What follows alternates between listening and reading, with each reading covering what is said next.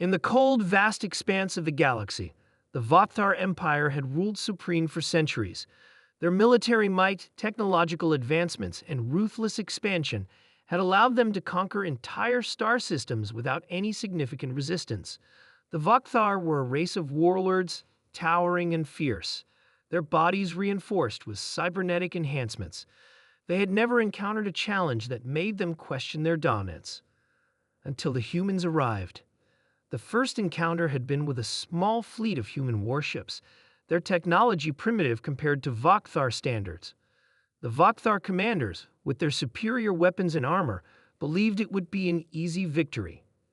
They laughed at the humans' attempts to engage, expecting nothing but an easy conquest. But the battle unfolded in ways they never anticipated.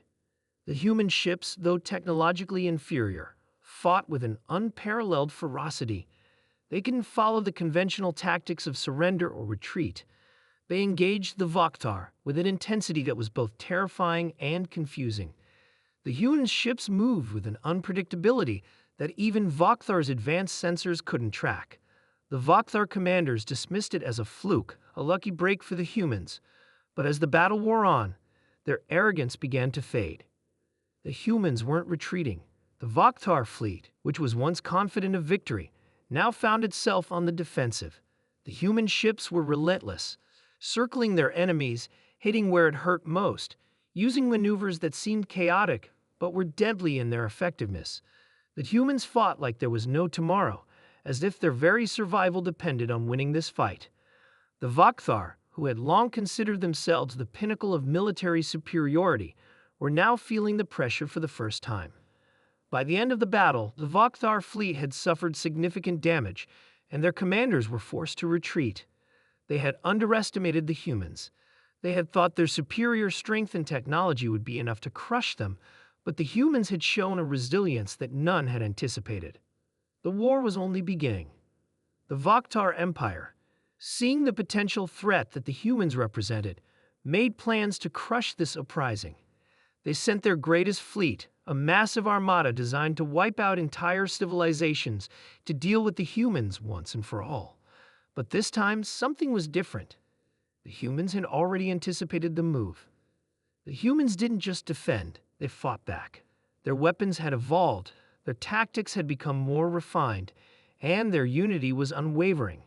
The Vakthar, though technologically advanced, found themselves in a battle they had never fought before, a battle not of raw power, but of will. The humans' ability to adapt, to improvise, to turn even the most hopeless situations to their advantage was unmatched. They fought as if they had nothing to lose, as if every moment was a matter of life and death. The Vakthar, on the other hand, fought with the arrogance of superiority, never understanding the raw determination that fueled their enemies. As the battle raged on, it became clear that the Vakthar were losing.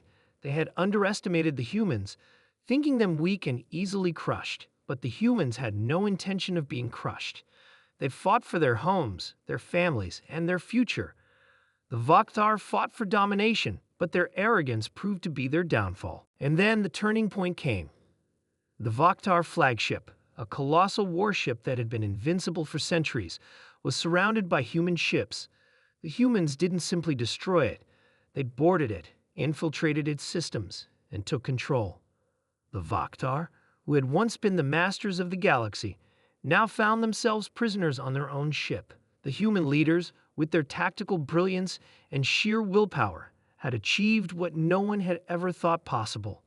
They had taken the heart of the Vakthar Empire and turned it against itself. The Vakthar commanders, who had once led with iron fists, now knelt in surrender. "We tried to fight the humans," the Vakthar leader muttered, his voice shaking with a mixture of disbelief and awe, "but we had to surrender." The humans stood tall, their faces stern yet calm.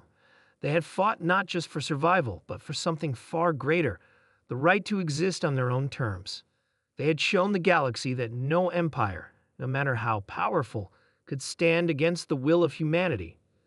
The Vakthar Empire, shattered and broken, was forced to sign a peace treaty. The terms were simple. The Vakthar would withdraw from human space, their forces would be dismantled, and their leaders would be held accountable for their crimes. In the years that followed, the humans did not seek revenge. They did not seek to dominate. Instead, they offered a hand of peace, rebuilding and forging alliances with those who had once been their enemies. The galaxy would never forget the lesson the Vokhtar had learned the hard way. Humanity was not to be underestimated.